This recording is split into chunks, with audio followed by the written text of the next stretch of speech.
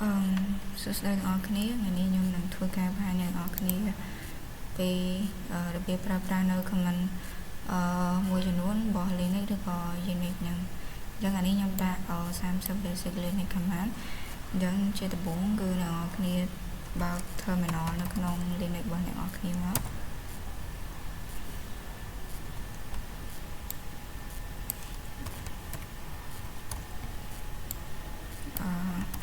ចឹងដោយ command ទី1គឺយើងនឹងប្រើប្រាស់នៅ pwd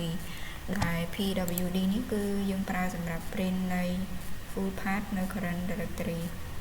អញ្ចឹងអ្នកនរគ្នា type pwd នៅលើ terminal របស់អ្នកនរគ្នាមកអញ្ចឹងវានឹងឃើញ path ដែលយើងកំពុងតែនៅហើយគឺនៅក្នុង /home/ctn ហ្នឹង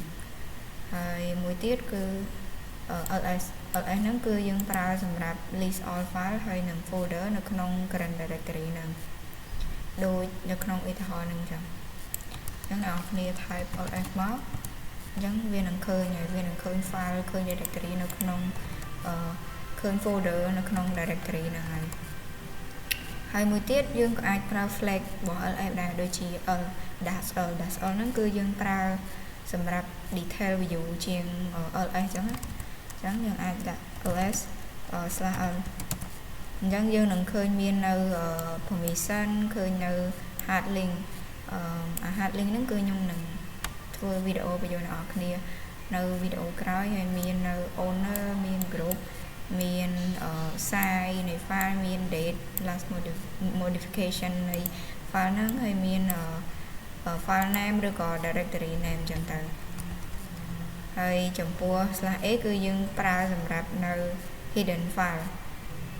បើសិនជាយើងដាក់ /l វាបង្ហាញ detail ដែរប៉ុន្តែវាអត់បង្ហាញនៅ file ដែលយើងបានលាក់ hidden file ហ្នឹងទេអញ្ចឹងអាចដាក់ /a ហ្នឹងទៅវាបង្ហាញទាំងអស់នេះគឺ dot ពីមុខហ្នឹងគឺបានន័យថា hidden file ឯងចំពោះ cd គឺយើងប្រើសម្រាប់ change នៅ current directory ទៅ another folder អញ្ចឹងទៅឧទាហរណ៍ cd download យើងទៅកាន់ directory download អញ្ចឹងណាអញ្ចឹងខ្ញុំឧទាហរណ៍ខ្ញុំទៅកាន់ download នេះខ្ញុំទៅកាន់មួយនេះអញ្ចឹងខ្ញុំដាក់ cd download អញ្ចឹងវានឹងមក download នេះឬក៏ខ្ញុំអាច cd ទៅកាន់ home ហើយធានអញ្ចឹងទៅវានឹងមកកាន់នេះ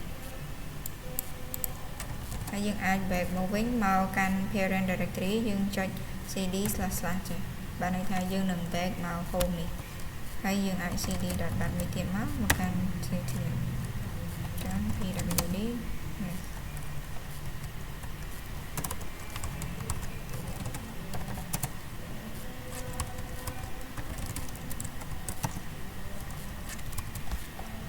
ចំពោះ mkdir ហ្នឹងគឺយើងប្រើសម្រាប់បង្កើតនៅ new directory ឬក៏ folder ឧទាហរណ៍ mkdir test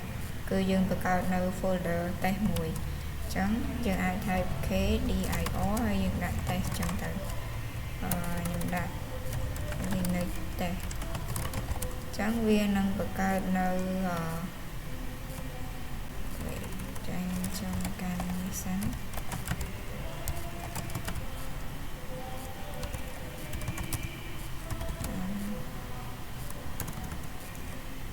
ចាំថាខ្ញុំដាក់ mkdir ហើយខ្ញុំបង្កើត directory មួយឬក៏ folder មួយឈ្មោះថា linux test អញ្ចឹងយើងបានបង្កើតហើយអញ្ចឹងយើងអាច ls មើលបាននេះយើងបង្កើត linux test ចំពោះ rmdir គឺយើងប្រើសម្រាប់ delete នៅ empty directory only បានន័យថាបើសិនជាវាមាន directory ហ្នឹងឬក៏ folder ហ្នឹងវាមាន file យើងអាចប្រើនៅ command rmdir ហ្នឹងបាននេះអញ្ចឹងមិញយើងបង្កើតនៅ linux test មួយដែលវាអត់មានអីទាំងអស់ directory ហ្នឹងអញ្ចឹងយើងអាចប្រើ rmdir ហើយយើង remove នៅ directory ឬក៏ folder ហ្នឹងមកអញ្ចឹងខ្ញុំចុចចឹងហើយ enter ហើយយើង ls មើលទៅ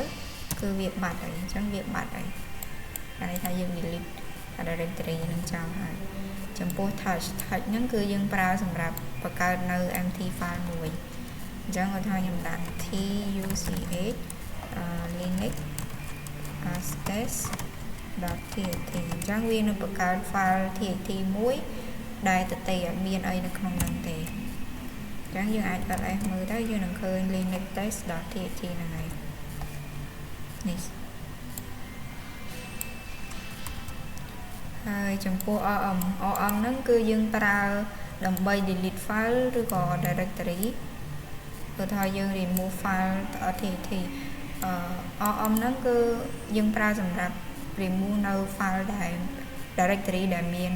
file នៅក្នុងហ្នឹងក៏បានដែរដែលយើងបន្ថែម flag របស់វាគឺ air ហ្នឹងគឺបានន័យថា recursive គឺយើង remove នេះ rm/air បានន័យថា recursive បានន័យថាយើង remove អីទាំងអស់ដែលនៅក្នុង directory ហ្នឹងអញ្ចឹងខ្ញុំប្រើ remove អា file នេះមកដែលយើងបង្កើតមិញហ្នឹង empty file មិញហ្នឹងខ្ញុំដាក់ linux test.txt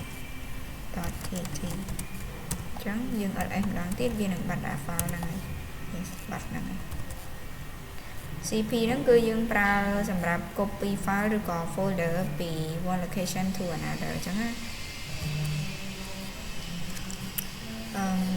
ខ្ញុំបង្កើត file មួយសិនបង្កើត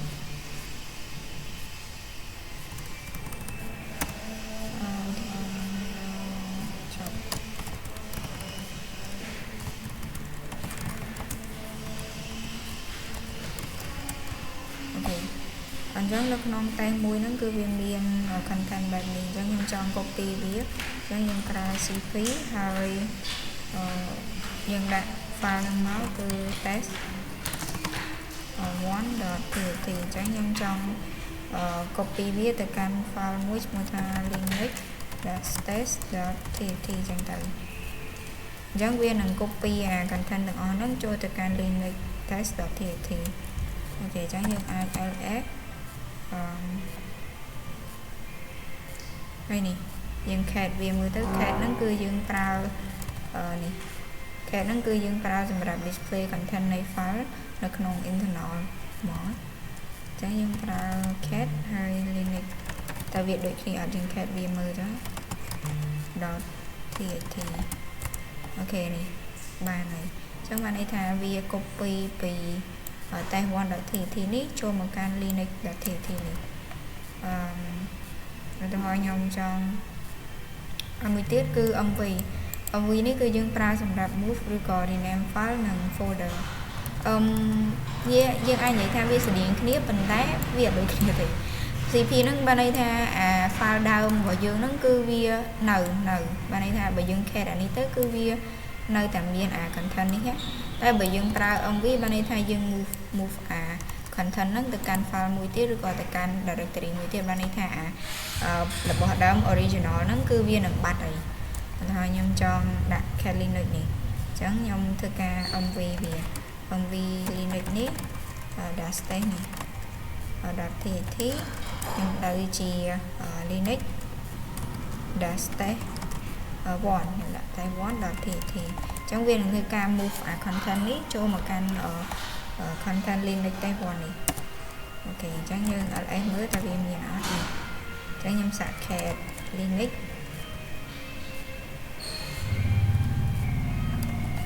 ដូចយើងស្តៀងនឹង rename ដែរយើងអាចប្រើនឹងសម្រាប់ rename អញ្ចឹងហើយយើងទៅនេះហើយអា linux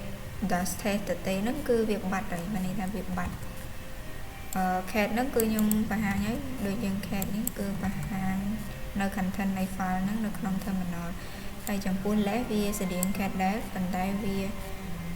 យើងអាចបើកចំពោះ page file ដែលធំអញ្ចឹងហើយយើងអាច scroll យើងអាច search នៅក្នុងហ្នឹងបានខ្ញុំដាក់ less នៃ scan នេះ .html នេះវាយើងអាចបើយើងអាច scroll ហើយយើងអាច search អីចឹងដូចខ្ញុំដាក់ថា /post name អញ្ចឹងអាហ្នឹងគឺយើងប្រើសម្រាប់ search នៅ keyword ហ្នឹងអញ្ចឹងវានឹង load post name ហើយដើម្បីបិទយើងចុចអក្សរ Q វានឹង load ចេញ bởi dương para cat vì ai nhưng của bà dương hạt ai scroll dương hạt ai search được là hệ và nhưng đã scan.html nè việc và hai màu tặng dương hạt ai search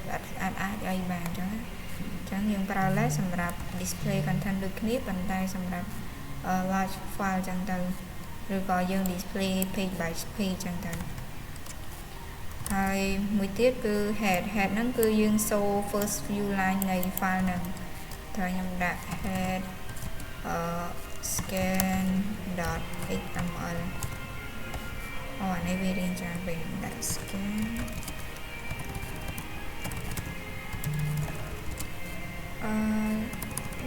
ដាក់ head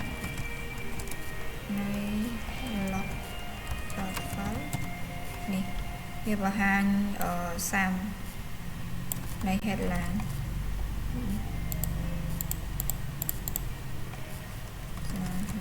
1.txt អានេះវាបង្ហាញហើយមួយទៀតគឺ tail គឺបង្ហាញនៅ last few line នៃ file ហ្នឹងតែខ្ញុំដាក់tail នៃ log.file ចឹងវានឹងបង្ហាញ last few line នៃ log file ហ្នឹងបើយើង cat វាមើលទាំងអស់អានោះវាច្រើន cat log.file ចឹងនេះវាច្រើនមែនទេបើយើងប្រើ head សម្រាប់បង្ហាញខាងលើ first few line នៃ file ហ្នឹងហើយ tail សម្រាប់ last few line នៃ file ហ្នឹង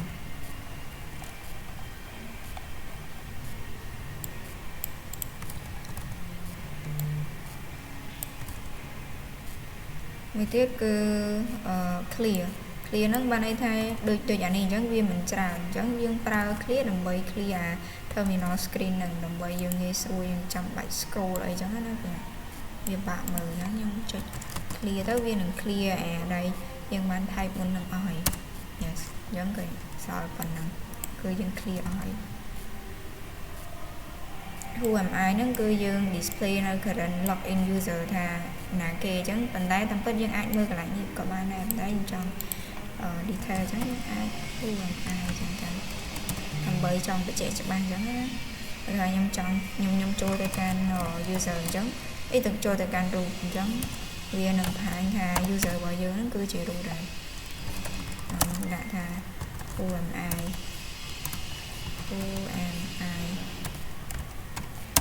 នេះអញ្ចឹង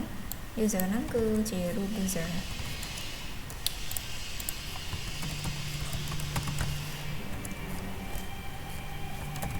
យើងប្រើ clear មកដើម្បី clear screen ហើយមួយទៀតគឺ uname ហ្នឹងគឺវាបង្ហាញនៅ system ហើយនឹង kernel information ណាដែលខ្ញុំដាក់ថា uname នេះគឺ Linux គឺ kernel name តែបើយើងដាក់ uname/a វា detail ជាងនឹង -a អញ្ចឹងវា detail ជាងនឹងនេះដូចជាបង្ហាញថា kernel name យើងឈ្មោះអី host name យើងអីគេកាលីហើយយើងមានnumber មាន SMP មាន kernel version នេះហើយ prime dynamic ហើយយើងមាន date យើងមាន architecture យើងមាន OS type អីចឹងទៅអាហ្នឹងគឺវាបង្ហាញdetail ទាក់ទងនឹង system information របស់យើងហើយចំពោះ df នេះគឺយើងប្រើសម្រាប់ display the usage នៃ file ថាខ្ញុំដាក់ df នេះប៉ុន្តែឃើញគេមាន flag មួយទៀតគឺ -8 ហ្នឹងបានន័យថា human readable គឺយើងងាយស្រួលអានដូចអានេះអញ្ចឹងយើងបាក់មើលអញ្ចឹងថាវាមិនបាយតែបើយើងដាក់ -8 គឺវាស្រួលអានខ្ញុំដាក់ df-h ចឹងនេះមាន file system size use available យកប្រមាណ mount on អីចឹងទៅចំពោះ free គឺវា show នៅ memory និង slash usage ខ្ញុំ type free ចឹងវានឹងបង្ហាញ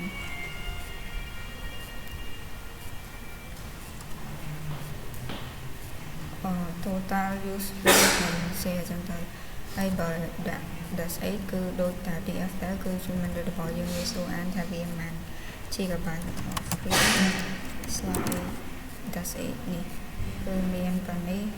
use ហើយសល់ណាអីណា available អីចឹងតាចំពោះ top គឺវា display នៅ real time running processes ដូចខ្ញុំវាយ top type top ចឹងទៅវានឹងបង្ហាញនេះវាបង្ហាញនៅ up time ណាដូច1ម៉ោង11នាទីចឹងទៅ1 colon 11នោះបានន័យថា1ម៉ោង11នាទីចឹងទៅមានណា user 4 user ចឹងទៅ load average ចឹងទៅ top ហ្នឹងវាស្តៀងនឹង task manager របស់ Windows ដែរតែនៅក្នុង Linux គេប្រើ top ទេហ្នឹងហើយយើងចុច Q មកដើម្បី quick PS គឺវា show current running processes rồiខ្ញុំដាក់ PS ចឹងទៅ yes នេះប៉ុន្តែ PS ហ្នឹងគឺវា show តា current terminal ហ្នឹងឯងហើយចំពោះ PS AUX ហ្នឹងគឺវា show detail ជាង PS នេះគឺវា show មកទាំងអស់ចឹងមានទាំង user អីចឹងទៅនេះមានទាំង user PID CPU memory ចឹងទៅ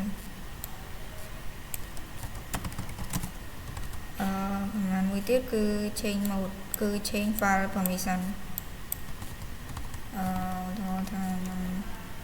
យើង ls មើល permission របស់ file ហ្នឹងចឹងនេះដូចនេះគឺវាបានតា read write ដូច file.txt នេះ file.txt ហ្នឹងគឺបានតា owner គាត់អាច read write ហើយ group អាច read ហើយនិង user other អាច read ដូចគ្នាចឹងខ្ញុំចង់ឲ្យវា full permission បានន័យថាអាច read write execute គឺយើងប្រើ chmod ហើយបន្ទាប់មកយើងដាក់ 755 គឺហើយបន្ទាប់មកគឺយើងដាក់ file ហ្នឹងមក file name ហ្នឹង .txt ហើយsudo ដាក់ sudo change mod ដើម្បីឲ្យ root វាអ្នក change file.txt ចឹងយើងអាច ls/l ម្ដងទៀតចឹងទៅនេះវាអាចនេះ file.txt នេះគឺអាច read write execute ហើយលេខ5ហ្នឹងគឺបានន័យថា read ហើយ execute ហើយ read execute យើងចង់ឲ្យវា full permission យើងអាចដាក់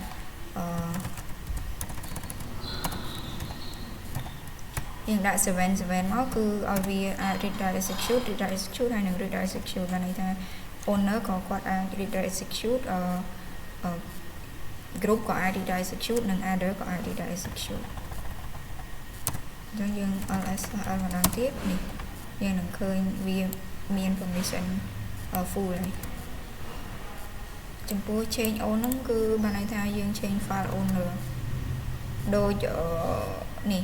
ដូច file ដដែលនេះគឺ file.txt ហ្នឹងអានេះគឺ owner របស់វាគឺ root ហើយអានេះ root ដែរបានន័យថា group អញ្ចឹងខ្ញុំចង់ change ឲ្យ owner ហ្នឹងទៅជា user សុធាននេះអញ្ចឹងខ្ញុំ type sudo ហើយដាក់ user មកហើយដាក់ file name ហ្នឹងមក file.txt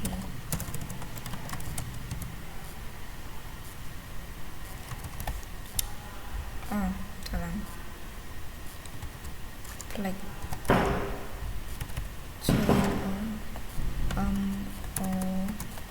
w ខ្ញុំ click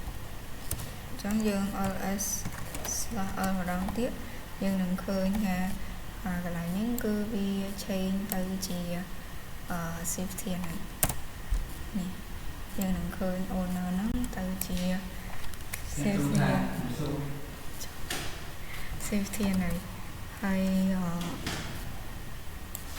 មួយទៀតគឺយើងប្រើ command find ហ្នឹងគឺយើងប្រើដើម្បី search file and folder ហ្នឹងខ្ញុំ clear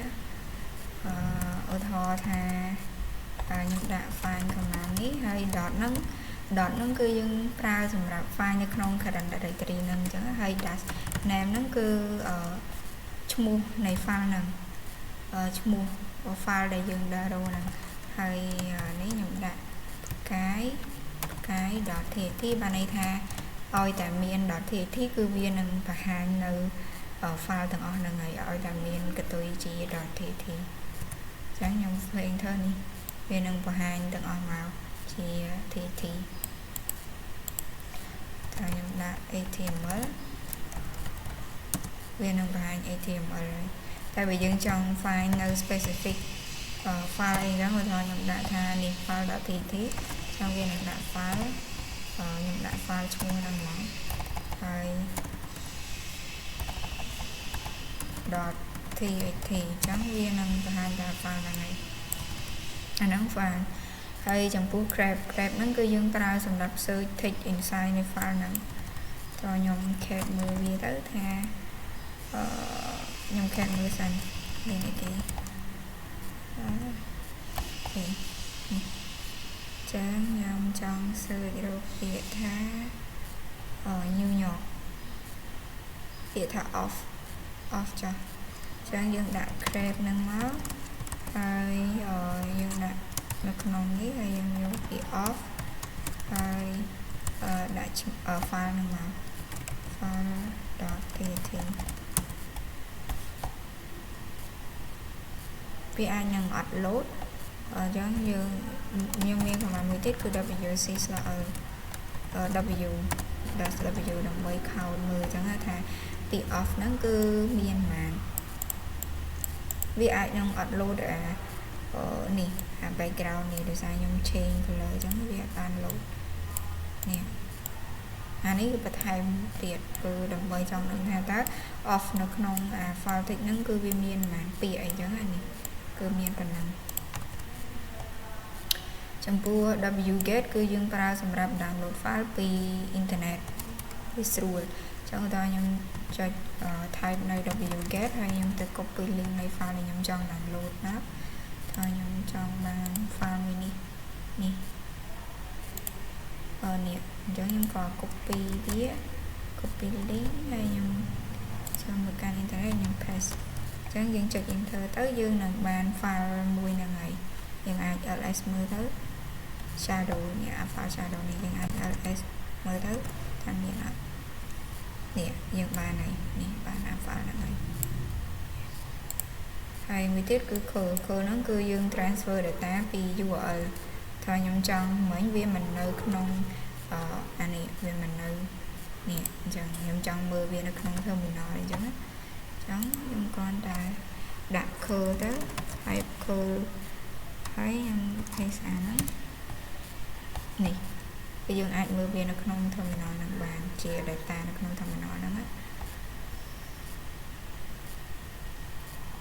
មួយទៀតគឺ ping ហ្នឹងគឺយើងប្រើសម្រាប់តេស្តនៅ connectivity អញ្ចឹងតេស្តនៅ local connectivity ឬក៏តេស្តមើលថាតើ website ហ្នឹងវា app ឬក៏ដោយអញ្ចឹងទៅខ្ញុំ ping Google ping ទៅកាន់ Google នេះអានេះថាវា app អញ្ចឹងវាដើរ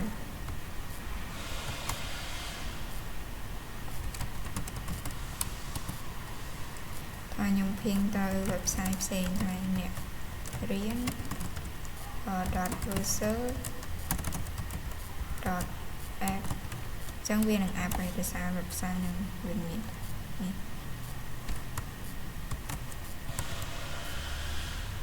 ហើយដើម្បីបញ្ចប់អ្នកនរគ្នាអាចចុច Ctrl C ដើម្បីបញ្ចប់វាអញ្ចឹងចុច Ctrl ហើយអក្សរ C ទៅវានឹងឈប់ហើយមួយទៀតគឺ if config ហ្នឹងគឺយើងប្រើសម្រាប់ display network interface detail អញ្ចឹង if config វាបង្ហាញនៅអីគេបង្ហាញនៅ IPv4 IPv6 subnet mask អីចឹងទៅយើងចង់មើល IP address ចឹងហើយមួយទៀតគឺ history ហ្នឹងគឺវា show previous use command ដែលយើងបានប្រើអា command ទាំងអស់ហ្នឹងមុនហ្នឹងគឺយើងចុចយើង type history ទៅវានឹងបង្ហាញនៅ command ដែលយើងបានប្រើប្រាស់មុនហ្នឹងហើយនេះយើងបានប្រើប្រាស់អីគេនេះប្រើប្រាស់ find ប្រើប្រាស់ cat អីនេះយើងប្រើឡើង1126 command ហើយមួយទៀតគឺ exit ហ្នឹងបានន័យថាយើងចេញយើង close terminal ហ្នឹងហើយយើងចេញអីចឹង exit yes បើថាខ្ញុំចុច ACP នេះវាចូលមកកាន់ user នេះចឹងតែបើថាខ្ញុំចុច exit ហ្នឹង command ដែល